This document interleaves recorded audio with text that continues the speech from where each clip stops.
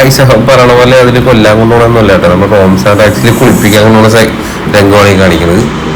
അപ്പൊ നേരെ അവനകത്തേക്ക് കയറ്റി ബാത്ത് ടബിലേക്ക് ഇപ്പൊ എടുത്തിടും.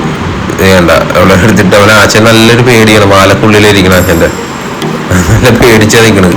അങ്ങനെ പുള്ളി ഇത്തിരി വെള്ളമൊക്കെ എടുത്ത് മുഖത്തൊക്കെ നനക്കൊണ്ട് ഒന്ന് ബോഡിയാണ് ആദ്യം ഒന്ന് സെറ്റാക്കണം. അപ്പൊ ആ രീതിയിലൊന്ന് വാഷ് ചെയ്യുന്നുണ്ട്. ബോഡിയൊക്കെ വാഷ് ചെയ്ത് കഴിഞ്ഞ് അവൻ നോക്കുന്നുണ്ട്, തലയൊക്കെ തിരിച്ചിങ്ങനെ നോക്കുന്നുണ്ട്. നമ്മളെ നോക്കണത് ആളുണ്ട് അതിൻ്റെ അകത്ത് തന്നെ, അല്ലെങ്കിൽ പോയാ എന്നൊക്കെ എന്നെ ആക്കിയിട്ട് പോയാന്നൊക്കെയാണ് നോക്കണത്.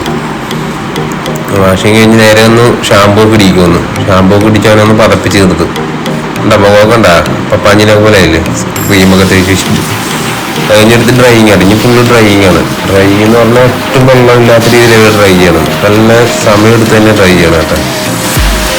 ഫുൾ ഡ്രൈയിങ് ആണ്, ഹെഡ് ടു ടൈൽ വരെയുള്ള ഫുള്ള് ഒരു തരി വെള്ളം ഉണ്ടല്ലോ ആ രീതിയിലാണ് ഡ്രൈ ചെയ്യണത്.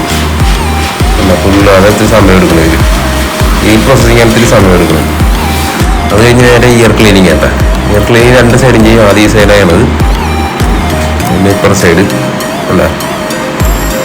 പക്ഷെ അവൻ നിന്ന് കൊടുക്കുന്നുണ്ട്, അത്യാവശ്യം നല്ല രീതിയിൽ നിന്ന് കൊടുക്കണം. ഞാൻ നെയിൽ കട്ടിങ്ങിൻ്റെ അടുത്ത നെയിൽ കട്ടിങ് ഉണ്ട്, നെയിൽ പോളിഷിംഗ് ആണ്. ഈ സമയത്ത് നമ്മൾ കൈ പിടിച്ചു കൊടുക്കും, ഇവന് ഈ കൈ വലിക്കുന്നുണ്ട്. ഫ്രണ്ട് നെയിൽ പോളിഷിംഗ് മാത്രമേ നമുക്ക് എടുക്കാൻ പറ്റുള്ളൂ, ബാക്ക് സൈഡ് എടുത്തില്ല. അത് കഴിഞ്ഞ് കുറച്ച് ക്രീമൊക്കെ ഇട്ട് സ്പ്രേ ഒക്കെ അടിച്ച് അവൻ നല്ല സ്മെല്ലാക്കിയ രീതിയിൽ കുട്ടപ്പനാക്കി. ഇതാണ് ഔട്ടർ ലുക്ക് കേട്ടോ, സുന്ദര കുട്ടപ്പനായില്ലേ. ഇനി അടുത്തത് നമ്മുടെ ചിനുവിന്റെ കുളിയാട്ടാ.